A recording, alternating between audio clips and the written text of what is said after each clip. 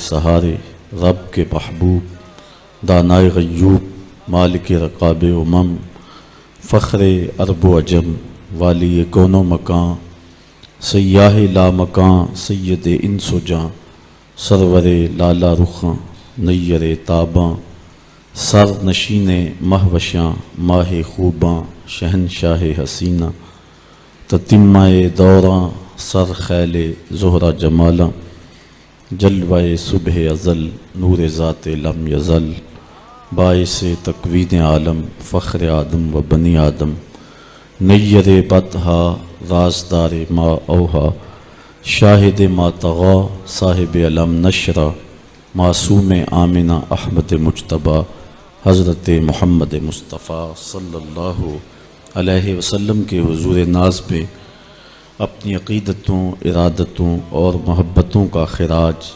پیش کرنے کے بعد عالی مرتبت ذی وقار علماء کرام بالخصوص جانشین شیخ الحدیث قبلہ صاحبزادہ حامد رضا صاحب زیدہ مجدہ، محترم محتشم سامعین، خواتین و حضرات، مہمانان عالی مرتبت، منتظمین، السلام علیکم ورحمۃ اللہ وبرکاتہ۔ حضور نبی رحمت صلی اللہ علیہ وآلہ وسلم نے جب لوگوں کو دعوت دین دی تو حضور علیہ السلام نے ابتداءً دو چیزوں پر زور دیا، ایک اللہ کی توحید پر اور دوسرا عقیدہ آخرت پر۔ کفار مکہ نے حضور علیہ السلام کی مخالفت کی، لیکن وہ یہ سمجھتے تھے کہ جہاں سینکڑوں نہیں ہزاروں خداؤں کا فسوں چل رہا ہے وہاں ایک خدا کی بات کون تسلیم کرے گا، اور جہاں مادی زندگی ہی سب کچھ ہے وہاں آخرت کا تصور کس طرح لوگوں کے دل و دماغ میں راسخ ہوگا۔ یہ اٹھنے والی صدا مکے کے پہاڑوں سے ٹکرا کر کے پھر پلٹ جائے گی اور دنیا اس کہانی کو بھول جائے گی۔ لیکن جب اسلام لانے والوں کی تعداد میں اضافہ ہونے لگا اور غلام بھی اسلام لانے لگے اور قریش کے سرداروں کے دلوں میں بھی ایمان کی تخم ریزی ہونے لگی، حضرت ابو بکر جیسا دانا بینا شخص بھی دامن رسول میں آ گیا اور حضرت عمر رضی اللہ تعالی عنہ جیسا جری جوان بھی حضور کی دہلیز پہ کھڑا ہوا نظر آیا۔ تو پھر قریش نے اسلام کے خلاف پوری قوت کے ساتھ کھڑا ہو کر کے اس دعوت کو، اس تحریک کو روکنے کے لیے کوشش کی۔ تو جو شخص دلیل سے بات نہ کر سکتا ہو اس کا طریقہ ہمیشہ تشدد پسند ہی رہا ہے۔ گالی اور گولی ایسے لوگوں کا مزاج ہوتا ہے جو دلائل کی بولی نہیں بول سکتے ہیں۔ تو جب قریش مکہ نے تشدد، ظلم اور جبر کا بازار گرم کیا اور حضور کے غلاموں کو مشق ستم بنانا شروع کیا، حضرت حسان بن ثابت رضی اللہ تعالی عنہ کہتے ہیں کہ میں رہنے والا تو مدینے کا تھا، لیکن ایک بار میں مکے میں گیا تو میں نے دیکھا کہ کھجور کی رسی میں ایک کالے رنگ کے شخص کو لوگوں نے پرویا ہوا ہے اور مکے کی گلیوں میں گھسیٹ رہے۔ تو میں نے پوچھا کہ یہ شخص کون ہے؟ تو لوگوں نے کہا اس کا نام بلال ہے۔ تو میں نے کہا کس جرم کی سزا اسے دے رہے ہو؟ تو انہوں نے کہا کہ یہ ایک نئے دین میں داخل ہوا ہے اور ہم اس کو منحرف کرنا چاہتے ہیں۔ کہتے میں نے دیکھا کہ وہ جوں جوں گھسیٹتے اس کی زبان پر احد احد کی صدا تیز ہوتی چلی جا رہی تھی۔ زخم پہ زخم کھا کے جی، خون جگر کے گھونٹ پی، آہ نہ کر لبوں کو سی، یہ عشق ہے دل لگی نہیں۔ یہ چند لمحوں کے لیے دل بہلانے کی کہانی نہیں ہے کہ جس محبت میں سختی آئی تو راستہ بدل لیا۔ یہ ان راستوں کا ان لوگوں نے اہتمام کیا تھا اور ان راستوں کے مسافر بنے تھے کہ راستے میں پہاڑ بھی ہوں تو یہ چیر کے آگے گزر جائیں۔ بلال حبشی کو ان کا ظالم آقا مارتا ہے کبھی ان کے ہاتھوں میں میخیں ٹھونکتا ہے، کبھی زبان پہ تپتے ہوئے کوئلے رکھتا ہے، کبھی رسی پاؤں میں ڈال کر کے اوباش لڑکوں کے ہاتھوں میں دیتا ہے کہ اس کو گھسیٹے، کبھی کچھ، لیکن بلال ہیں کہ آگے سے مسکرا رہے ہیں، آہد آہد کا نغمہ پکار رہے ہیں۔ کسی نے رک کے کہا بلال یہ عجیب تماشا ہے، وہ تمہیں مار رہے ہیں اور تم آگے سے آہد آہد پکار رہے ہو۔ تو حضرت بلال بولے تم جاؤ نا بازار میں مٹی کا پیالہ خریدنے کے لیے، تو اس کو بھی ٹھونک ٹھونک کے دیکھتے ہو، اس کی آواز تو ٹھیک ہے، کہیں کچا تو نہیں ہے۔ کہا تم تو مٹی کا پیالہ بھی خریدو تو ٹھونک بجا کے دیکھو، یہ کہیں کچا تو نہیں ہے، اس کی آواز تو ٹھیک ہے۔ کہا میرا مالک بلال کو خرید رہا ہے، دیکھ رہا ہے بلال کچا تو نہیں ہے، اس کی آواز تو ٹھیک ہے۔ میں کہتا ہوں مالک خرید لے بلال کو، کھال ادھر بھی جائے گی، حق حق کی صدا ختم نہیں ہوگی۔ محبت کی یہ البیلی اور انوکھی داستانیں اہل ایمان رقم کی ہیں۔ اگر اس عنوان سے بات کی جائے تو یہ تاریخ کا ایک ایسا باب ہے۔ حضرت سمیہ رضی اللہ تعالی عنہ اسلام کی پہلی شہیدہ، جن کو مکے کے چوک میں ابو جہل نے جو ہے وہ نیزہ مار کر کے شہید کیا۔ راہ خدا میں بہنے والا یہ خون تاریخ اسلام نے محفوظ کر لیا کہ ایک عورت کا خون تھا۔ اور پھر حضرت عمار ابن یاسر کے والد حضرت یاسر کو بھی شہید کیا گیا، دونوں ماں باپ شہید ہو گئے اور بیٹا پھر بھی ڈٹا ہوا ہے۔ کافروں نے حضرت عمار ابن یاسر کو پکڑ کے تپتی ہوئی آگ میں ڈال دیا اور انہوں نے رخ کیا حضور کے کاشانہ انور کی طرف اور آنکھوں میں آنسو امڑ آئے تو کافر سمجھے شاید جلتی ہوئی آگ کے شعلوں سے اور بھڑکتے ہوئے کوئلوں سے ڈر گیا ہے۔ کہا عمار گھبرا گئے ہو، تمہیں ان تپتے ہوئے کولوں سے باہر نکال لیا جائے؟ تو یہ حضرت عمار مسکرا کے کہنے لگے میں ان تپتے ہوئے کولوں سے نہیں ڈرا، میں تو راہیں تک رہا ہوں، جس محبوب کے لیے دکھ سہ رہا ہوں کبھی وہ جلوہ فراز بھی تو ہو جائے نا۔ اچھا ادھر غلام تڑپا، ادھر آقا تشریف لے آئے۔ حضرت عمار ابن یاسر کے سر پہ ہاتھ رکھ کے حضور نے کہا یا نارو کونی بردم و سلامن علی عمار ابن یاسر کما کنت علی ابراہیم، اے آگ جس طرح ابراہیم پہ ٹھنڈی ہوئی تھی آج میرے عمار ابن یاسر پہ بھی ٹھنڈی ہو جائے۔ تو محبتوں کی یہ داستانیں بڑی دل آویز ہیں۔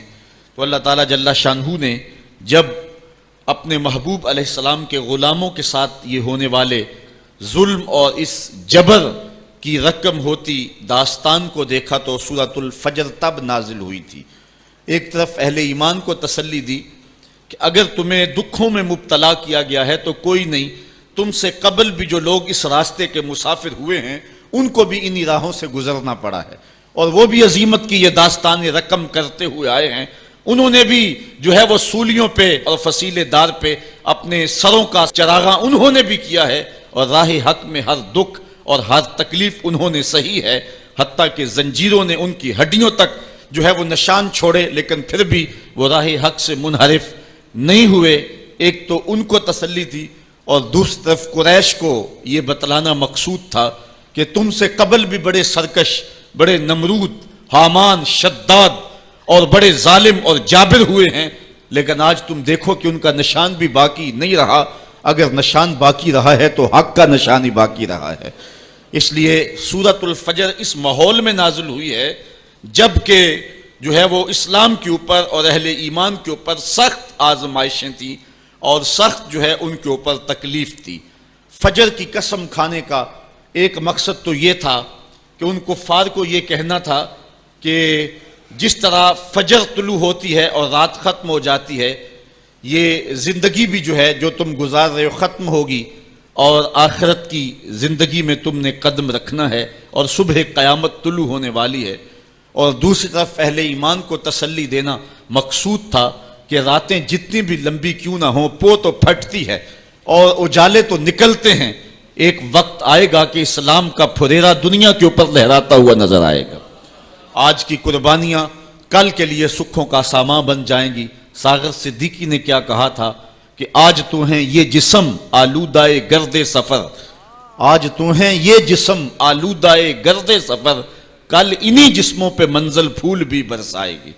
آج مکے میں ستم ہیں، کل مکے والے ہاتھ باندھ کے کھڑے ہوں گے، تو وہ لمحے بھی آنے والے ہیں۔ تو فرمایا قسم ہے صبح کی والفجر، قسم ہے صبح کی، ولیال عشر، اور 10 راتوں کی۔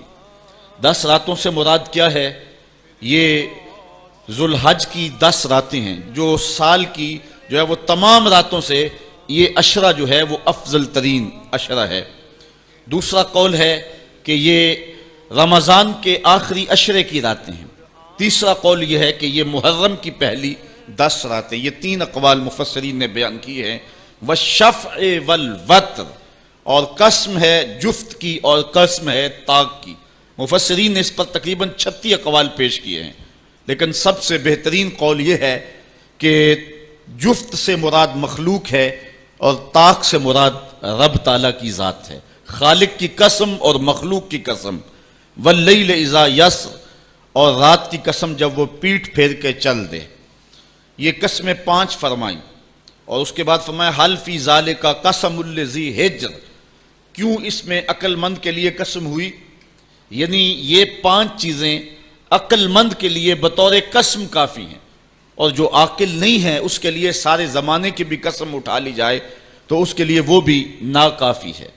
تو قسم جو ہے وہ عقل مند کے لیے پھول کی پتی سے کٹ سکتا ہے ہیرے کا جگر، مرد ناداں پہ کلام نرم و نازک بے اثر۔ ہمارے استاد کہا کرتے تھے کہ اس کو عام لوگ پڑھتے ہیں کہ پھول کی پتی سے کٹ سکتا ہے ہیرے کا جگر، تو کہتے ہیں نہیں کاٹا جا سکتا ہیرے کا جگر پھول کی پتی سے۔ یہ استفہام انکاری ہے۔ پھول کی پتی سے کٹ سکتا ہے ہیرے کا جگر، یعنی یہ ممکن ہے کہ ہیرے کے کلیجے کو پھول کی نرم نازک پتی سے کاٹ لیا جائے؟ تو جس طرح پھول کی پتی سے ہیرے کا کلیجہ نہیں کاٹا جا سکتا، اس طرح کلام نرم و نازک جو ہے وہ کسی نادان شخص پہ اثر نہیں کر سکتا۔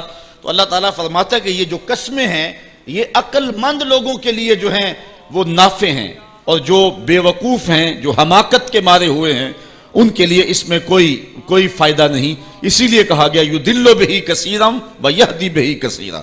قرآن سے بہت سارے لوگ ہدایت پا جاتے ہیں اور بہت سارے لوگ قرآن سے گمراہ بھی ہو جاتے ہیں۔ اصل قصور ان کی اپنی عقول کا ہے اور اپنی بنجر زمین کا ہے۔ 12 کے در تبش خلاف نیست، در باغ لالا رویت و در بوم خار و خس۔ یہ بارش برس رہی ہے، سعدی کہتے ہیں کہ تباہ میں مخالفت نہیں رکھتی، لیکن یہی بارش جب گندگی کے ڈھیر پہ ہوتی ہے تو بدبو پھیلتی ہے، تعفن پھیلتا ہے، اور یہی بارش جب باغ میں ہوتی ہے تو باغ کے اندر پھول کھلتے ہیں، گل لالا مہکتا ہے، یاسین اور نسترن کی بہار آ جاتی ہے۔ تو بارش وہی ہے، کہیں گندگی اور بدبو پھیل رہی ہے اور کہیں پھول چٹک رہے ہیں اور کلیاں مہک رہی ہیں۔ قرآن تو اجالا دیتا ہے اور قرآن کی قسمیں من میں یقین اگاتی ہیں، لیکن کچھ لوگ گمراہ ہو جاتے ہیں اور اسی قرآن کو پڑھ کے کچھ لوگ ہدایت کے اجالے پا جاتے ہیں۔ تو کہا کہ یہ جو 5 قسمیں ہیں یہ عاقل لوگوں کے لیے اس میں ہی ہدایت ہے اور اس میں ہی ان کے لیے بہت کچھ ہے۔ جس طرح فجر کے بعد حشرات الارض بلوں سے باہر نکلتے ہیں اور سوئے ہوئے انسان پھر دوبارہ جاگ پڑتے ہیں، زندگی میں ایک دم پھر ایک لرزش پیدا ہوتی ہے اور حیات نو کے آثار پیدا ہوتے ہیں، اس طرح مرنے کے بعد پھر لوگ دوبارہ اٹھائے جائیں گے۔ کافر کہتے تھے کہ ہم یہ بات نہیں تسلیم کرتے کہ بندہ مرنے کے بعد اٹھایا جائے گا۔ سورہ یاسین اٹھائیے، وہ کہتے ہیں کہ جب ہماری ہڈیاں ہو جائیں گی اور ہڈیاں زمین کے اندر گل سڑ کے مل جائیں گی تو پھر ان مردہ ہڈیوں کو کون اٹھائے گا؟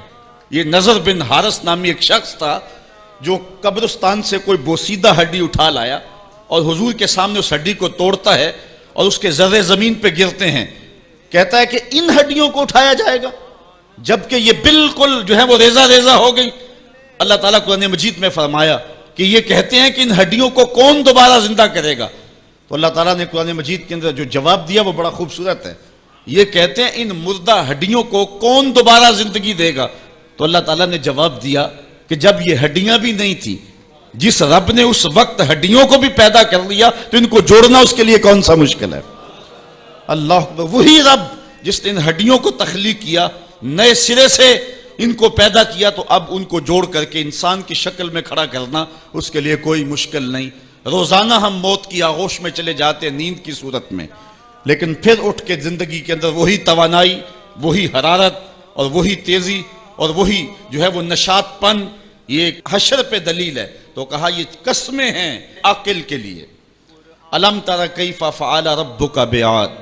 اب قریش مکہ جو مسلمانوں پہ ظلم و ستم کرتے ہیں، تو عاد کو اور سمود کو اور فرعون کو قریش مکہ بخوبی جانتے تھے، کیونکہ جو عاد اور سمود ہیں یہ تو بالکل جو ہیں وہ عرب کے اندر ہیں، اور یہ ان لوگوں کو اچھی طرح جانتے تھے اور ان کی کہانیاں بھی ازبر تھیں، اور فرعون کی غرقابی مصر میں اہل کتاب بنی اسرائیل کے ساتھ ان روابط کی وجہ سے اس کو بھی یہ خوب سن چکے تھے۔ تو اللہ تعالیٰ جل شانہ نے اگرچہ بہت ساری بستیاں برباد کی ہیں، بہت ساری سنگتیں تباہ کی ہیں، لیکن ان کو خاص طور پہ ان 3 چیزوں کی طرف توجہ دلائی کہ آج تم اپنی چھاتی چوڑی کر کے چلتے ہو، لیکن اس کہانی کو یاد کرو۔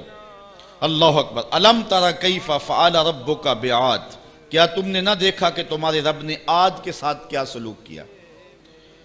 ارم ذات العماد، یہ کون عاد تھے؟ یہ عاد ارم تھے، انہیں عاد اولا بھی کہا جاتا ہے۔ حضرت نوح علیہ السلام کے بیٹے حضرت سام اور حضرت سام کے بیٹے ناقوس اور ان کے بیٹے ارم، اور ارم کا بیٹا عاد تھا، اور یہ عرب بائدہ جس کو کہتے ہیں یا جس کو عاد اولا اور عاد اخرى کہتے ہیں، یہ اسی عاد کی اولاد سے حضرت نوح علیہ السلام کا جو چوتھی پشت میں بیٹا ہے، اور یہ عرب جو ہیں یہ سارے سامی ہیں اور ان نسل سے جو ہے وہ آئے ہیں، تو اس لیے ان کو یہ بخوبی جانتے تھے چونکہ ان کے اباء و اجداد تھے۔ تو اللہ تعالیٰ جل شانہ نے فرمایا کہ الم تر کیف فعل ربک بعاد، جانتے ہو کہ تمہارے رب نے عاد کے ساتھ کیا کیا؟ عاد وہی ارم ذات العماد، وہ ارم والے عاد، ذات العماد جو اونچی اونچی عمارتیں بناتے تھے۔ آج کل بھی دنیا پہ ٹاور بن رہے ہیں، تو سب سے پہلے اس بات کا آغاز اور اس فن کا جو ہے وہ ایجاد جو تھا وہ قوم عاد نے کیا تھا۔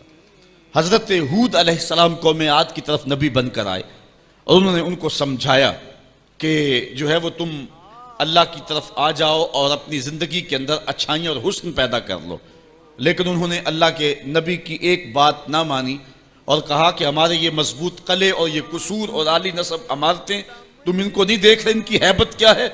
اور پھر چونکہ ان کو خود بھی بڑا وجود دیا گیا تھا، اللہ خود کہتا ہے اللاتی لم یخلق مثلها فی البلاد، کہ ان جیسا شہروں میں پیدا ہی نہ کوئی ہوا تھا، جتنے وہ جسیم تھے، جتنے وہ زوراور تھے اور ان کی چھاتی میں جتنی طاقت تھی، تو اللہ تعالیٰ فرماتا ہے کہ ان جیسا پیدا نہیں کیا گیا۔ لیکن پھر زمانے نے دیکھا کہ قوم عاد کے ساتھ سلوک کیا ہوا، ان کی بستیاں الٹ کے رکھ دی گئیں اور صرف کھنڈرات باقی رہ گئے، جو ہے وہ عبرت کی کہانی ماں بعد آنے والی قوموں کو سنانے کے لیے۔ وَثَمُودَ الَّذِينَ جَابُوا الصَّخْرَ بِالْوَادِ، اور قوم سمود جنہوں نے وادی میں پتھر کی چٹانیں کاٹی۔ یہ مدینہ اور شام کے درمیان یہ وادی پڑتی ہے۔ حضرت صالح علیہ السلام جو ہے وہ اس قوم کی طرف نبی بن کر مبعوث ہوئے تھے۔ یہ پتھروں کی چٹانوں کو آج بھی وادی القرا کے اندر ان کے نشانات دیکھے جا سکتے ہیں۔ تو وادی قرا کے اندر انہوں نے پہاڑوں کے پہاڑ چیر کے ان کے اندر مضبوط پناہ گاہیں بنائی تھی۔ آج کے زمانے میں ایٹم بم بھی پھینکا جائے تو وہ وہاں تک نہ پہنچ پائے۔ یہ کہتے تھے کہ کوئی طوفان، کوئی شدید آندھی اور کوئی سیلاب ہمارا کچھ نہیں بگاڑ سکتا، ہم ان محفوظ پناہ گاہوں میں رہتے ہیں۔ لیکن پھر وہ بھی عبرت کا نشان بن گئے۔ ہوا کیا کہ جب وہ پتھروں کی چٹانیں چیر کر کے اپنے مکان بناتے تھے اور اسی شغل میں رہتے تھے، تو حضرت صالح علیہ السلام نے جو ہے وہ پتھر سے زندہ اونٹنی نکال کے دکھا دی اللہ کی اذن سے، اور کہا ہاذہ ناقۃ اللہ، یہ اللہ کی اونٹنی ہے۔ چونکہ یہ اس طریقے سے نہیں آئی ہے، یہ خاص گو ساری اونٹنی اللہ کی ہیں، لیکن نسبت تشریفیہ اس کی طرف ہو گئی۔ اب کہا کہ اس کی باری کا حوض کا پانی تم نے نہیں پینا، اور جب اس کی باری ہوگی یہ پیے گی، اور جب تمہاری باری ہوگی تو تم پیو گے۔ جس دن وہ اونٹنی پیتی تھی تو سارا حوض پی جاتی تھی، لیکن یہ نہیں تھا قوم پیاسی رہتی، دودھ اتنا دیتی کہ پوری قوم سیراب ہو جاتی۔ اچھا، انہوں نے کیا کیا؟ اس اونٹنی کے پاؤں کاٹ دیے، اس تکبر سے کہ ایک طرف پوری قوم اور ایک طرف اونٹنی ہو کے ایک جانور ہو کے اس کو یہ اعزاز اور تکریم اور پروٹوکول دے دیا گیا کہ وہ پورا دن حوض پہ وہ مالکن ہو حوض کی اور ہم حوض کے قریب نہ جا سکیں۔ یہ انہوں نے نہیں دیکھا کہ ہاذہ ناقۃ اللہ، یہ اللہ کی اونٹنی ہے، نسبت کتنی اونچی ہے۔ یار آج کتنا خوبصورت گھر آپ بنا لیں، اربوں روپے بھی اس کے اوپر صرف کر لیں اور قیمتی سے قیمتی پتھر لگا لیں اس کے اوپر، اطلس و دیبا کا کام اس کے اوپر کروائیں اور اس کے اوپر اعلیٰ سے اعلیٰ سونے اور چاندی اور طلا کا کام کروائیں، لیکن پتھروں سے بنا ہوا سادہ سا گھر بیت اللہ جس کو نسبت میرے رب سے ہے، بھلا کوئی کوٹھی، کوئی محل، کوئی قصر جو ہے وہ اس گھر کی عظمت کو چھو سکتا ہے؟ اس لیے کہ وہ بیت اللہ ہے، تو وہ قوم جتنی بھی سربلند کیوں نہ ہو، اللہ نے اس اونٹنی کو اعزاز یہ دیا تھا ناقۃ اللہ، وہ اللہ کی اونٹنی تھی۔ اچھا، انہوں نے اس کی توہین کی، اس کے پاؤں کاٹ دیے، تو اس اونٹنی کا ایک بچہ تھا، اس نے چیخ ماری، درد سے جب وہ چیخا تو اللہ کا عذاب آ گیا اور یہ عذاب میں مبتلا ہو گئے۔ اللہ اکبر، قوم عاد کا جو حال ہوا، قوم سمود کا پھر جو حال ہوا، وہ زمانے نے دیکھا۔ آگے ارشاد فرمایا وَفِرْعَوْنَ ذِی الْأَوْتَادِ، وہ فرعون جو کیلوں والا تھا۔ یہ ذی الاوتاد اس کو کہا گیا، اس کی کئی مفسرین نے وجہ بیان کی ہیں۔ اس کا اتنا بڑا لشکر تھا کہ لشکر میں جہاں پڑاؤ کرنا ہوتا، اس لشکر کے لیے جو خیمے لگائے جاتے، اس خیمے کی تنابیں جن کیلوں کے ساتھ باندھی جاتی، 70 اونٹ ان کیلوں کو اٹھا کے چلتے تھے، اس لیے کہا گیا یہ میخوں والا فرعون ہے۔ یا مفسرین نے کہا دوسری وجہ یہ ہے کہ جو فرعون کی بات نہ مانتا تو اس کو جو ہے وہ لٹا کر کے اس کے ہاتھوں اور اس کے پاؤں کے اندر میخیں ٹھونک دیتا تھا، نام پڑ گیا میخوں والا فرعون۔ تو جس کو اتنا ناز تھا کہ کوئی میری جھوٹی خدائی سے سر کیوں پھیرے، اور اس کو وہ عبرتناک سزا دیتا تھا، پھر فرعون وہ نیل کی موجوں میں بے بس تھا اور ہاتھ جوڑ کے کہہ رہا تھا آمنت برب موسیٰ، میں اب موسیٰ کے رب پہ ایمان لاتا ہوں، لیکن پھر اس وقت اس کا ایمان لانا فائدہ بخش نہ ہوا۔ تو اللہ فرماتا یہ سب کچھ تم دیکھ چکے ہو۔ الذین طغوا فی البلاد، یہ وہ لوگ ہیں قوم عاد، قوم سمود اور فرعون جنہوں نے شہروں میں سرکشی کی، اللہ کے حکموں کو توڑا، جھوٹی خدائی کے دعوے کیے۔ پھر کیا ہوا؟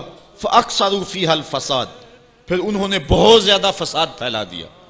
اللہ تعالیٰ جل شانہ نے ان کی شر کو، ان کے فساد کو جو وہ کرتے رہے، اللہ دیکھتا رہا، لیکن جب حد سے زیادہ ہی بڑھنے لگے فَصَبَّ عَلَيْهِمْ رَبُّكَ صَوْتَ عذاب، تو پھر تیرے رب نے ان پر اپنے عذاب کا کوڑا برسایا۔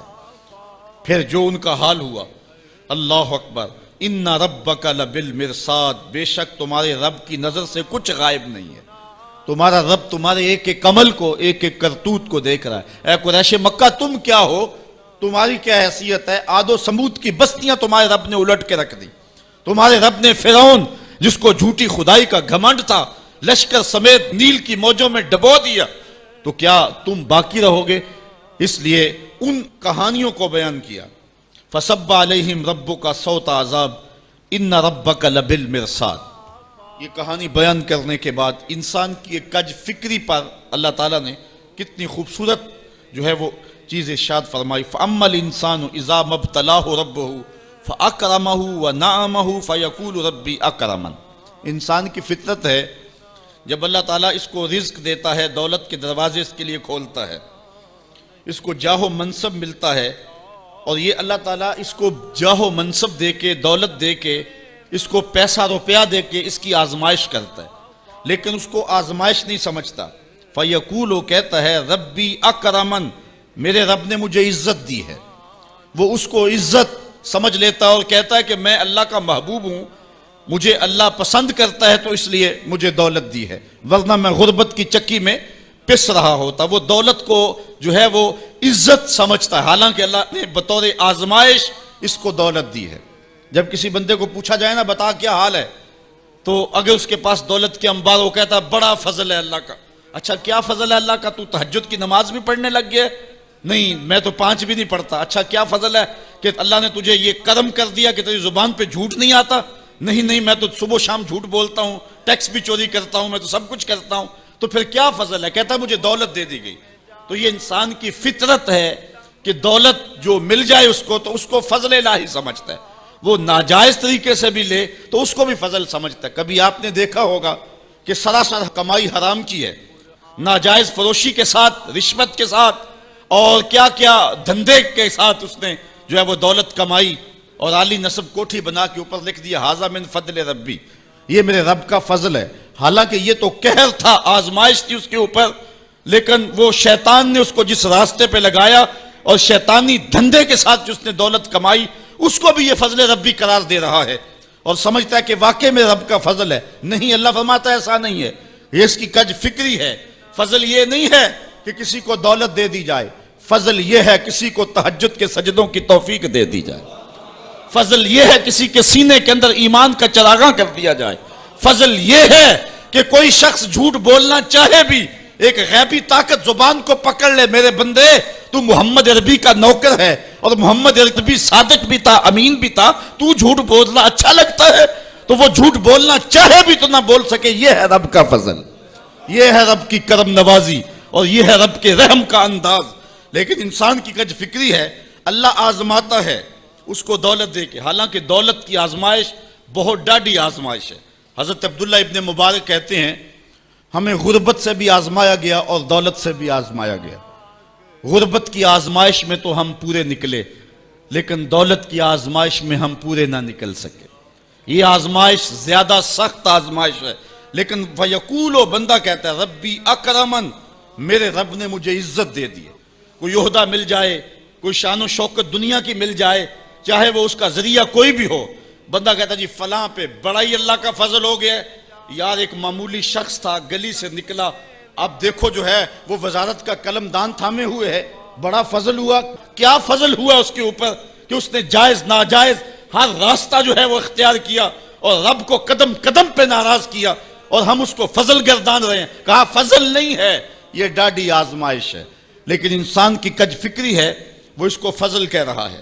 اچھا ایک اور انسان کی کج فکری دیکھیے، وَأَمَّا إِذَا مَبْتَلَاهُ فَقَدَرَ عَلَيْهِ رِزْقَهُ فَيَقُولُ رَبِّي أَهَانَنِ، اور اگر اللہ آزمائے اس کا رزق اس پر تنگ کر دے، فَيَقُولُ، تو پھر کہتا ہے رَبِّي أَهَانَنِ، میرے رب نے تو مجھے خار کر دیا، میرے رب نے تو مجھے ذلیل کر کے رکھ دیا. یہ فطرت ہے انسان کی کہ اس کو تھوڑی سی سختی ملے، دولت کے انبار جو تیزی کے ساتھ آ رہے ہیں تھوڑا سا کم ہو جائیں اور اس کو غربت کی چکی میں پیسا جائے. تو یہ بھی اس کی آزمائش تھی. دولت دے کے آزمائش کی گئی کہ کیا راہ خدا میں لٹاتا ہے کہ نہیں لٹاتا، میرے راستے کے اندر اس کو خرچ کرتا ہے کہ نہیں کرتا. یتیم، غریب، مسکین، لاچار، مجبور، نانے شبینہ کو ترستے ہوئے، بیمار، کیا ان کو ڈھونڈ ڈھونڈ کے ان کی دہلیز پہ پہنچتا ہے کہ نہیں پہنچتا. ایک تو یہ آزمائش تھی، لیکن اس نے اس کو آزمائش نہیں، اس کو عزت سمجھ لیا. اس نے کہا کہ میرا اللہ میرے پہ راضی ہے تو تبھی اتنی دولت دی ہے. اچھا اگر دولت اللہ کی رضا کی علامت ہوتی تو فرعون دولت مند نہ ہوتا، قارون کو خزانہ نہ دیا جاتا. اور دوسری بات، جب اس کو دولت نہیں دی جاتی، غربت میں آتا ہے تو کہتا ہے میرے رب نے مجھے رسوا کر دیا. یہ بھی اس کی کج فکری ہے. یار وہ بھی تو ہوئے ہیں کہ زمانے کے اندر ایک پھوٹی کوڑی بھی ان کے پاس نہیں رہی ہے. اللہ اکبر. آؤ دیکھو فقر بو ذر کو سلام کرو، آؤ دیکھو فقر اویس کو سلام کرو. اچھا آ جاؤ حضور کی دہلیز پہ فقر محمدی کو سلام کرو. یہ عزت ہے، عزت. یہ بھی آزمائش ہے. اللہ دیکھتا ہے کہ فقر کی آزمائش میں کون پورا نکلتا ہے. زبان پر جو ہے وہ ناشکری کے لفظ تو نہیں لاتا، مل جائے اللہ کی طرف سے عطا ہو تو وہ بھی آزمائش ہے کہ اس پہ شکر ادا کرتا ہے کہ نہیں کرتا، اور نہ ملے تو یہ بھی آزمائش ہے کہ اس پہ صبر کرتا ہے یا کہ نہیں کرتا. واویلا کر دیا، شور و غل مچا دیا، لٹ گیا، میرے پاس کچھ دیا، اپنی غربت کے اشتہار لگا دیے. ایک ایک شخص کے آگے ہاتھ پھیلاتا پھرتا ہے، اپنی غربت کی عزت کو پامال کر رہا ہے، اس امتحان میں ناکام ہو گیا. اب سنو اللہ کیا ارشاد فرماتا ہے، کلا بل لا تکرمون الیتیم. تم کہتے ہو کہ ہمیں دولت نہیں ملی تو رسوا کر دیا گیا، اور دولت مل گئی تو اللہ کا فضل سمجھتے ہو. اللہ فرماتا ہے ایسا نہیں ہے. اگر تمہیں آزمائش میں ڈالا گیا ہے تو تم اس آزمائش میں کہاں تک پورے نکلے ہو. آج تمہارے اوپر جو سختیاں آئی ہیں، آج اللہ تعالیٰ کی اگر ناراضگی ہے تو اس کا یہ سبب نہیں ہے کہ تم کو دولت نہیں دی گئی، بلکہ سبب کیا ہے غور کیجئے. کلا، ایسا ہرگز نہیں. جو اس کی فکر تھی کلا سے نفی کر دی گئی. اور اس بات کس چیز کا کیا گیا، بل لا تکرمون الیتیم، تم یتیموں کو عزت نہیں دیتے ہو. اصل بات یہ ہے جو بات سوچنے کی ہے. اب قرآن کا یہاں اسلوب دیکھیے، میں قربان جاؤں قرآن کے اسلوب پہ. ایسے ہی نہیں جب اکرمہ ابو جہل کا بیٹا اسلام کے حصار میں آتا ہے تو قرآن پڑھتا ہے نا تو اشش کر اٹھتا ہے اور پھر روتا ہے اور کہتا ہے ہاذا کلام و ربی، یہ میرے رب کا کلام ہے. اور قرآن بتا رہا ہے، اس کا لہجہ بتاتا ہے. اسلوب دیکھیے، بات غریب کو روٹی دینے کی نہیں کی گئی، غریب کو جو ہے وہ کھانا دینے کی نہیں کی گئی، اس کو کپڑے پہنانے کی نہیں کی گئی۔ قرآن نے جو کہا ہے کلا بل لا تکرمون الیتیم، بات یہ ہے کہ تم یتیم کو عزت نہیں دیتے ہو۔ یتیم کو تم عزت کیسے دے سکتے ہو یہ تم جانتے ہو کہ اس کی تکریم کیسے کرنی ہے۔ تمہارے پاس یتیم کو پہنانے کے لیے کپڑا نہیں ہے، اس کو دینے کے لیے روٹی نہیں ہے، لیکن تمہارے سینے میں پیار تو رکھا ہوا ہے نا۔ اس برہنہ یتیم کو سینے سے لگا کر کے اس کا ماتھا تو چوم سکتے ہو نا۔ رب یہ نہیں دیکھتا روٹی کس نے دی، رب یہ دیکھتا یتیم کو پیار کس نے دیا، وہ یہ دیکھتا ہے کلا بل لا تکرمون الیتیم۔ معاملہ روٹی کا نہیں ہے، بچی ہوئی روٹی تو کتے کو بھی ڈالی جا سکتی ہے، کسی کو غریب کو دے دی تو یہ کون سا کمال ہے؟ جو دیگیں بچ گئی وہ مدرسے میں بھیج دی، یہ کمال کی بات نہیں ہے۔ وہ گندگی کے ڈھیر پہ بھی تو پھینکنی تھی، خراب ہو جاتی، 2 گھنٹے اور پڑی رہتی۔ معاملہ یہ نہیں ہے، معاملہ تکریم کا ہے۔ اب وہ بھی سوچیں، عید آ رہی ہے، مینڈکوں کی طرح نکلیں گے سماجی رہنما اور سماجی کارکن، اخباروں میں تصویریں چھپیں گی، غریب عورتیں لائن میں لگی ہوئی ہیں، غریب مرد لائن میں لگے ہوئے ہیں، اور جو ہے وہ صاحب جو ہے وہ ایک ایک توڑا آٹے کا، ایک ایک تھیلا آٹے کا دے رہے ہیں، اور 10 جو ہے وہ فوٹوگرافر تصویر کھینچ رہے ہیں۔ اگلے دن 15 اخباروں کے اندر تصویریں لگی ہوئی ہیں۔ میں اس دن بھی کہا تھا کہ اس انداز کے ساتھ غریبوں کی غربت کا اشتہار لگانے والا سوچے کہ اس لائن میں اگر اس کی بیٹی کو کھڑا ہونا پڑے تو اس کا پھر انداز کیا ہو۔ بات یہ نہیں، بات تکریم کی ہے، کلا بل لا تکرمون الیتیم۔ آئیے تمہیں میں کہانی سناؤں۔ آقا کریم علیہ السلام جا رہے تھے عیدگاہ کو، راستے کے اندر ایک یتیم کھڑا تھا، اور آقا کریم نے کہا کہ بیٹے آج تم یہاں کھڑے ہو، کہا فلاں غزوے میں میرا باپ شہید ہو گیا تھا، میری ماں کا سایہ بھی میرے سر پہ نہیں ہے، لوگ اپنے گھروں میں ہیں، میں کس دہلیز پہ جاؤں۔ اچھا انتظار ہو رہا ہے عیدگاہ میں، حضور نے یتیم کو سینے سے لگایا، گھر لے گئے اور سیدہ فاطمہ سے کہا کہ جس طرح کا لباس حسنین کو پہنایا ہے اس کو بھی پہناؤ۔ اللہ اکبر۔ اور اس کو کھانا کھلایا اور سب کچھ اس کی تکریم کرنے کے بعد حضور نے پھر جو ہے وہ اس کو عزت دینے کے لیے، اس کی تکریم دینے کے لیے حضور علیہ السلام نے اس کو فرمایا اما ترضى ان محمدن ابوکا، بیٹے کیا تو پسند نہیں کرتا کہ محمد تیرا باپ لگے؟ وعائشہ تا امو کا، اور عائشہ تیری ماں لگے، وفاطمہ بنت محمد اختو کا، اور فاطمہ تیری باجی لگے۔ اس نے کہا یہ اعزاز مل جائے تو مجھے اور کیا چاہیے؟ تو کہا آج کے بعد یہ رشتے تیرے ہوئے۔ ایک انگلی سے حضور نے حسنین کو تھاما ہوا ہے اور دوسری انگلی سے اس یتیم بچے کو تھاما ہوا ہے۔ جب حضور عیدگاہ کی طرف بڑھ رہے ہیں تو اور بچے بھی اپنے ماں باپ کے ساتھ جا رہے ہیں، وہ بچہ زبان حال سے کہتا ہے تھا تو یتیم، آج یتیمی کا مزہ ہی نہیں آ گیا ہے کہ حضور کی انگلی تھام کے جا رہا ہوں۔ تو یتیم کی تکریم کا مسئلہ ہے، اس کو عزت نفس دینے کا مسئلہ ہے۔ یتیم کو لوگوں کے اندر کھڑا کر کے اس کو اعزاز دیتے ہو، وہ اعزاز نہیں ہے، وہ رسوائی ہے۔ مجھے 1 سال قبل ایک ایسی تقریب میں لوگ کھینچ کر کے لے گئے جہاں وہ آج کل اجتماعی شادیوں کا رواج ہے، تو میں بڑی معذرت کی، میرے لیے مشکل ہوگا کیونکہ مجھے اندازہ تھا اس تقریب کا، لیکن میں کبھی گیا نہیں تھا پہلے۔ تو میں جب اس تقریب میں پہنچا تو یقین جانے کہ 2 دن تک جو ہے وہ میں بے چین رہا ہوں۔ میں کہتا ہوں غریب سے غریب آدمی ہوتا ہے نا، اس کو معاشرے میں پروٹوکول اعزاز نہ بھی ملے تو شادی والے دن تو مہمان خصوصی وہی ہوتا ہے نا، اس دن تو سارے اس کے چہرے کو ہی دیکھتے ہیں۔ لیکن ان دولوں کو بھی جو ہے وہ لائن پہ بٹھایا ہوا تھا اور اوپر مہمان خصوصی کوئی اور بیٹھے تھے۔ میں نے کہا یہ بیچارے مسکین آج بھی مہمان خصوصی نہیں ہیں، آج ان کی زندگی کا اہم دن ہے اور آج بھی اتنے لوگوں کے سامنے اشتہار لگایا جا رہا ہے یہ غریب لوگ ہیں، اور دلہنوں کا بھی اشتہار لگایا جا رہا ہے یہ غریب بچیاں ہیں۔ اور پھر کیا ان کے چہرے پہ کوئی مسرت کے آثار تھے اور نہ ان بیٹیوں کے چہرے پہ کوئی مسرت کے آثار تھے؟ تو لوگ خوشی بانٹنے چلے ہیں لیکن غموں میں اضافہ کرتے چلے گئے۔ رات کی تنہائی میں نکلو، اندھیرا پھیلا ہوا ہو، کوئی دیکھنے والا نہ ہو، اپنے سائے سے بھی بچو اور جا کے غریب کے گھر میں رقم پھینک کے آ جاؤ، اسے پتہ نہ ہو یہ پھینکی کس نے ہے، اور پھر وہ شادی کریں جو دعائیں ان کے کلیجے سے نکلیں گی عرش تک پہنچیں گے۔ تو بات ہے، بات پیسے دینے کی نہیں ہے، بات تکریم کی ہے۔ کلا، دیکھو قرآن کا اسلوب، کلا بل لا تکرمون الیتیم۔ معاملہ یہ ہے کہ یتیم کی عزت، تکریم، میرے اور آپ کے آقا مولا نے تو یہاں تک فرمایا جب بچے اکٹھے کھیل رہے ہوں تو ہمارا بچہ بھی ان بچوں میں کھیل رہا ہو تو بچے کو بیٹا کہہ کے آواز نہ دو، اس کا نام لے کے پکارو۔ عرض کی گئی حضور بیٹا ہے، بیٹا کہہ کے پکاریں گے تو حرج بھی کیا ہے؟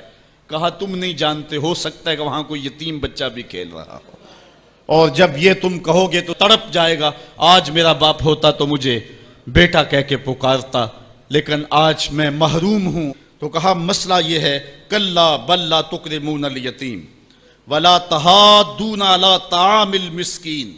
دیکھیے قرآن کا اسلوب، کہا ایک تو یتیم کی تکریم نہیں ہے، یہ ساری افطار اس لیے آئی، اور دوسری بات یہ ہے کہ وہ آپس میں ایک دوسرے کو مسکین کے کھانے کی رغبت نہیں دیتے۔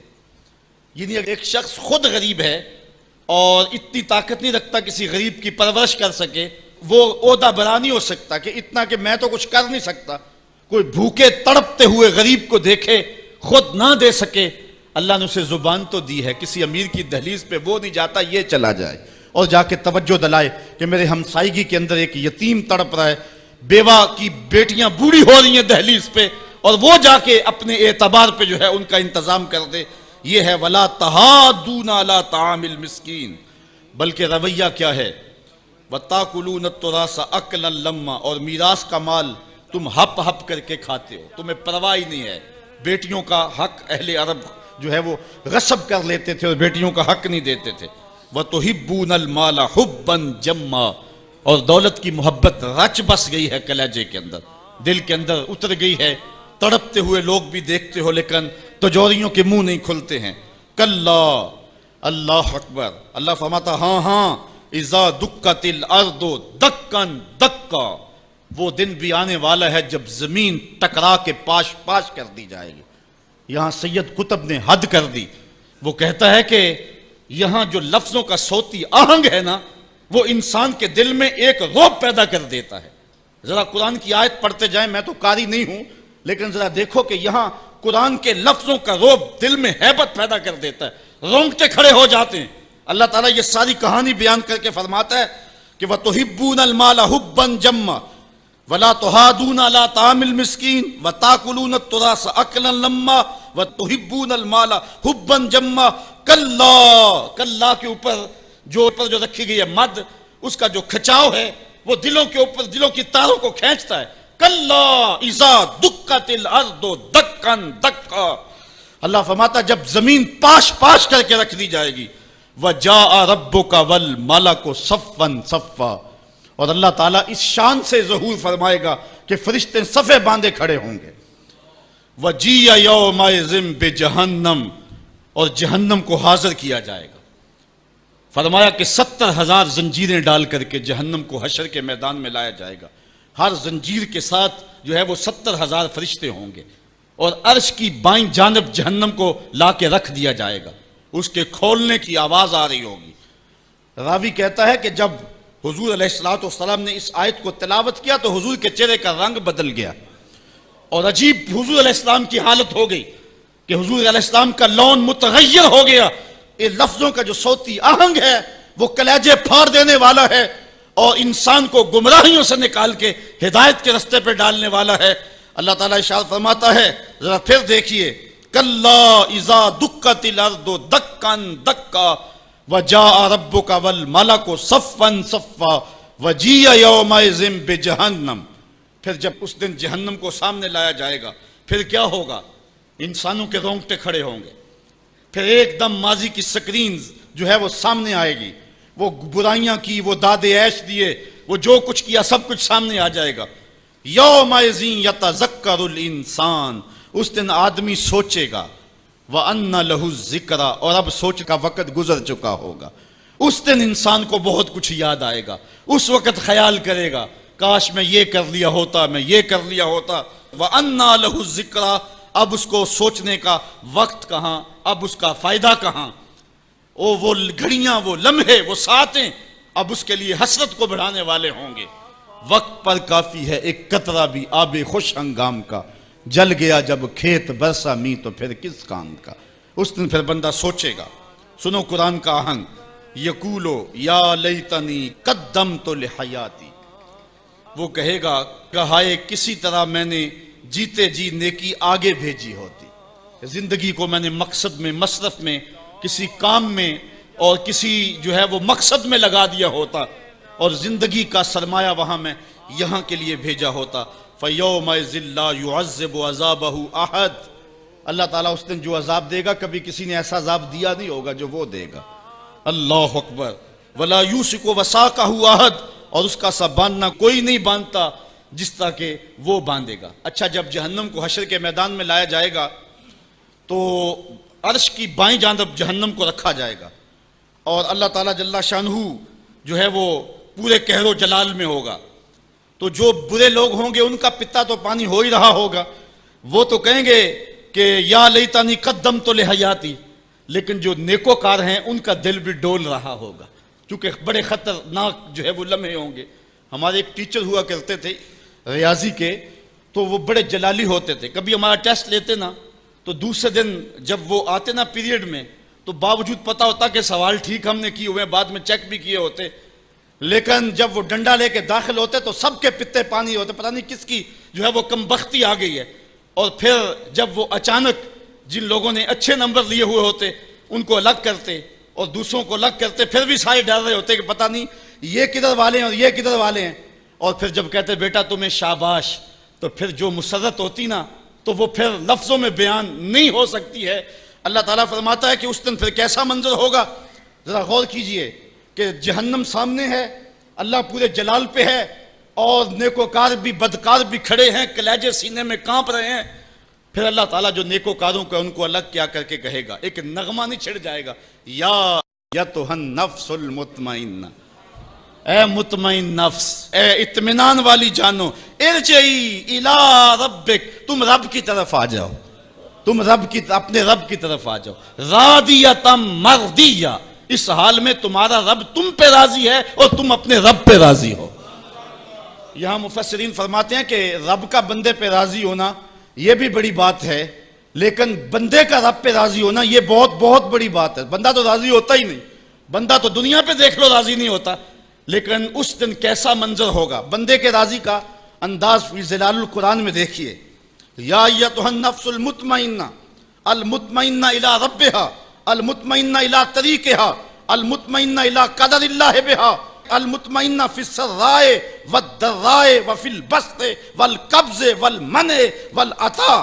یعنی تو میرے پہ راضی ہوا، میں نے دکھ دیا تو پھر بھی راضی تھا، میں نے سکھ دیا تو پھر بھی راضی تھا، کڑکتی دھوپ تھی تو پھر بھی راضی تھا، برستی بارش تھی تو پھر بھی راضی تھا، تجھے غربت کے چکی میں پیسا گیا تو پھر بھی راضی تھا، اور تجھے امارت دی گئی تو پھر بھی راضی تھا. میرے بندے تجھے کربلا میں رکھا گیا پھر بھی راضی تھا، اور تجھے فتح مکہ کی شان دکھائی گئی تو پھر بھی راضی تھا. جب میرا بندہ میرے ہر کام پہ راضی ہوگا، اللہ اکبر، تو اللہ کہے گا میرے بندے آ جا ادھر، یا ایتھا النفس المطمئنہ ارجعی الی ربک، تو اپنے رب کی طرف آ جا. اچھا، راضیۃ مرضیہ، تو رب پہ راضی اور رب تیرے پہ راضی. حضور علیہ السلام نے ارشاد فرمایا کہ جب اللہ اپنے خاص بندوں کو جنت عطا کر دے گا تو اللہ تعالیٰ بندوں کو کہے گا کہ اے میرے بندو، کیا تم میرے اوپر راضی ہو؟ تو بندے کہیں گے مالک وما لنا، ہمیں کیا ہے، ہم کیوں راضی نہیں ہو سکتے. بندوں کو تو تصور بھی نہیں ہوگا جو جنت میں ملے گا. ایک بندے کی آرزو ہو کہ اسے 2.5 مرلے کا پلاٹ مل جائے تو اس کو کوئی 50 مربع الاٹ کر دے تو وہ تو خوشی سے پاگل ہو جائے گا. تو بندے کو تو تصور بھی نہیں ہوگا. حضور نے ارشاد فرمایا سب سے آخر میں جو شخص جنت میں جائے گا میں اس شخص کو جانتا ہوں. جہنم کے رگڑے سے کہ جب باہر نکلے گا نا تو اللہ تعالیٰ اس کو بلائے گا، کہے گا بندے بتا کیا مانگتا ہے. بندے نے زندگی میں کئی منصوبے بنائے ہوتے ہیں کہ یار یہ مل جائے، ساری زندگی میں خواہشیں تو پوری نہیں ہوتی. وہ غالب نے کہا تھا ہزاروں خواہشیں ایسی کہ ہر خواہش پہ دم نکلے، بہت نکلے میرے ارمان لیکن پھر بھی کم نکلے. وہ جتنی آرزویں کبھی بھی زندگی میں آئی ہوئی ہوں گی وہ کہے گا مالک یہ بھی دے دے، یہ بھی دے دے. اللہ کہے گا لکا ما تمنیتا، اچھا جو تو نے مانگا میں نے تجھے سب کچھ دے دیا. بندہ تو اس پہ راضی ہوگا. اللہ فرماتا ہے یہ تو نے مانگا میں نے دیا نا، اس کے علاوہ جتنی زمین ہے یہ 7 بر اعظموں پہ پھیلی، اس سے 10 گنا زمین بھی جنت میں تجھے الاٹ کر دی. بندہ کہے گا یا رب اتسخر وانت المالک، مالک تو بادشاہ ہو کے مجھ سے مذاق کر رہا ہے، بندے کے تو گمان میں نہیں ہوگا کہ اتنا کچھ ملے گا۔ جب یہ بات حضور نے بیان فرمائی فَضَحِكَ النَّبِيُّ حَتَّى بَدَتْ أَنْيَابُهُ، حضور اتنا مسکرائے کہ حضور کی داڑھیں نظر آنے لگی۔ اس کو تو یہ گمان تھا کہ برابر برابر بھی چھوٹ دوں تو جنت میں کسی دروازے کی چوکیداری بھی مل جائے تو غنیمت ہے۔ اتنی تو دولت جو ہے وہ اوباما کے پاس بھی نہیں ہے، پوری دنیا کے مالیاتی اداروں کے پاس بھی نہیں ہے، اتنی حکومت تو کائنات میں کسی حکمران نے نہیں کی ہے جتنا تخت و تاج کا مالک اس سب سے آخری شخص کو بنا دیا جائے گا۔ جب سب سے کم پراپرٹی جنت میں جس کی ہے وہ اتنی جگہ کا مالک ہوگا، پھر داتا گنج بخش علی حجویری کی جاگیروں کا عالم کیا ہوگا، پھر انبیاء کی جاگیروں کا عالم کیا ہوگا، امام الانبیاء کی جاگیروں کا عالم کیا ہوگا۔ اتنا کچھ دینے کے بعد میرے بندے کیا تم میرے پہ راضی ہو؟ اللہ تعالیٰ جب بندوں سے پوچھے گا تو بندے کہے گے مالک ہمیں کیا ہوا کہ ہم راضی نہ ہو، ہم تو جو ہے وہ پھولے نہیں سما رہے۔ تو اللہ تعالیٰ فرمائے گا تمہیں ایک اور چیز دینے لگا ہوں۔ تو بندے جنت میں کسی کمی کو محسوس نہیں کریں گے، کہیں گے مالک اور کیا چیز رہ گئی ہے؟ تو اللہ تعالیٰ فرمائے گا بندو وہ چیز یہ ہے کہ میں تمہارے اوپر راضی ہو گیا ہوں، اب کبھی بھی ناراض نہیں ہوں گا۔ تو پھر جو مسرت ہوگی وہ دیدنی ہوگی۔ یا ایتھا النفس المطمئنہ ارجعی الی ربک راضیۃ مرضیہ فادخلی فی عبادی، میرے خاص بندوں میں داخل ہو جا، وادخلی جنتی، اور میری جنت میں داخل ہو جا۔ سورۃ الفجر انسان کو کھینچ کر کے مالک کی دہلیز پہ لے آتی ہے، اور نفس مطمئنہ جو ہر حال میں اللہ پہ راضی ہو۔ میں نے ایک روایت میں پڑھا ہے کہ جو حضرت مولا کائنات سید علی المرتضیٰ سے مروی ہے، فرماتے ہیں کہ جو شخص اللہ کے عطا کردہ تھوڑے رزق پہ راضی ہو گیا، اللہ قیامت کے دن اس کے تھوڑے عملوں پہ راضی ہو جائے گا۔ تو آج اس پہ راضی ہو جاؤ، وہ تم پہ راضی ہو جائے گا۔ اللہ نے توفیق دی تو یہ 10 دن مجھے اور آپ کو نصیب ہوئے، اور اب دعا کا مرحلہ آن پہنچا۔ اللہم ربنا تقبل منا انکا انت السمیع العلیم وتب علینا انکا انت التواب الرحیم۔ اے اللہ تیری بارگاہ میں ہاتھ پھیلائے اتنے لوگ حاضر ہیں، ہمارے اٹھے ہوئے ہاتھ پھیلی ہوئی جھولیاں اپنی بارگاہ میں مستجاب فرما، بخت کی بہاریں نصیب کر دے، مقدر کی خزائیں رخصت فرما، جئیں تو تیرے لیے مریں تو تیرے دین کے لیے، زندگی کی آخری ہچکی تک تیرے رسول کے وفادار رہیں، ہر علت ہر قلت ہر ذلت سے رہائی دے دے، اپنے پاک نبی کے در کی گدائی دے دے۔ اے اللہ اس 10 دن میں دور و نزدیک سے جو لوگ تشریف لاتے رہے، مرد و زن جس جذبے اور محبت کے ساتھ گرمی کی شدت میں برستی بارش میں تیرے حضور حاضر ہوتے رہے، میرے مالک اپنے خاص کرم سے آنے والوں کے ایک ایک قدم پہ برکات نزول فرما، دنیا دین آخرت کی بھلائیاں مقسوم فرما دے، سوچوں اور خیالوں کو روشنی نصیب کر دے۔ اے اللہ ماہ سیام کے امٹتے ہوئے اور برستے ہوئے جلوے ہم سب کو نصیب فرما۔ اس مہینے میں گناہ گاروں کو دوزخ کی آتش سے آزاد کر دیا جاتا ہے، اے اللہ نارے دوزخ سے رہائی نصیب فرما۔ اے اللہ ہمارے سارے گناہ معاف فرما دے، کبیرہ صغیرہ گناہوں سے ہم سب کو معاف فرما دے اور ہماری خطاؤں سے درگزر فرما۔ اے اللہ ہمارے گناہوں پر عفو و کرم کا قلم پھیر دے، اپنی خاص کرم نوازیوں کا نور ہم سب کے من میں ڈھیل دے۔ اے اللہ جتنے لوگ آئے ہیں سب خیریت سے گھروں میں واپس پہنچے، اور ان کے پہنچنے سے قبل اس اجتماع کی برکتیں ہم سب کے گھروں تک پہنچا دے۔ اے اللہ ہمیں اپنی یاد اور اپنی محبت کا سرمایہ نصیب کر دے، آخرت کی فکر اور اس کی تیاری کا جذبہ عطا کر دے۔ اے اللہ شیطان کے شر سے اور نفس کی شرارت سے محفوظ و مامون فرما، جتنے لوگ مرد و زن آئے سب کو جزائے جزیل عطا فرما۔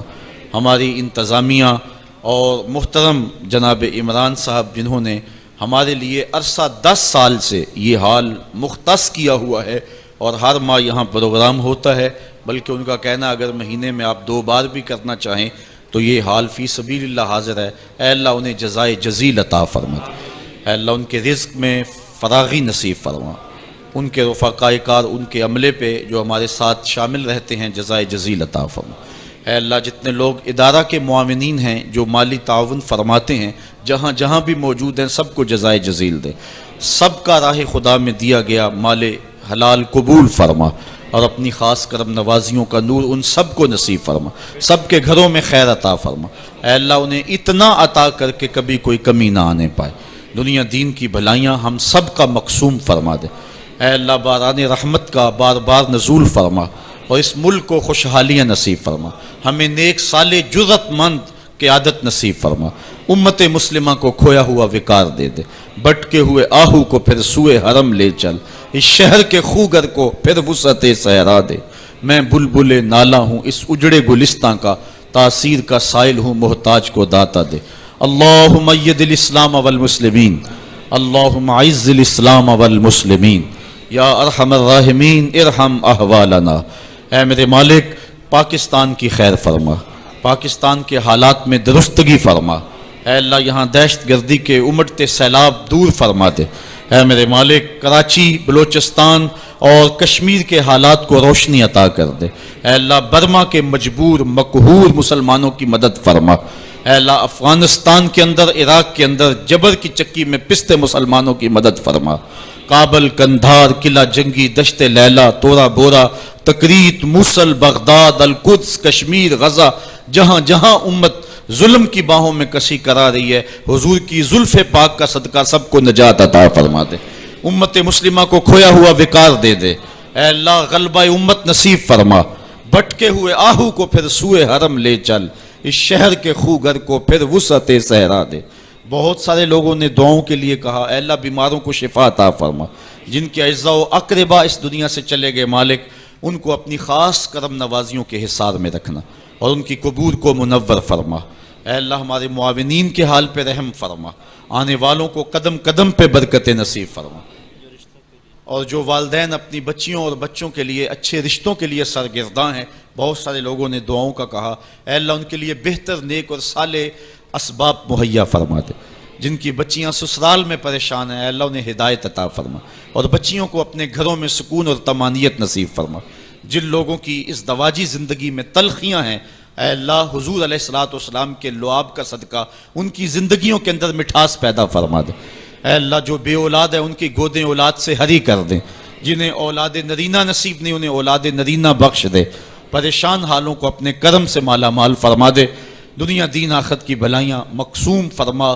اور ہم سب کے حال کو بہتریاں نصیب فرما، ادارت المصطفیٰ حلقہ سیالکوٹ کے جذبوں میں مزید فراوانی نصیب فرما، ابھی جن لوگوں نے تعاون کیا، دستے محبت بڑھایا، سب کو جزائے چیز۔ ہمارے محترم قبلہ حامد رضا صاحب جو کہ ہمارے اہل سنت کے نامور عالم دین ہیں، اللہ تعالیٰ ان کو جزائے جزیل عطا فرمائے، اور ان کے لیے ہم دعا کرتے ہیں درجوں کی بلندی کے لیے، ان کے والد بزرگوار کے ایصال ثواب کے لیے، ان کی جانب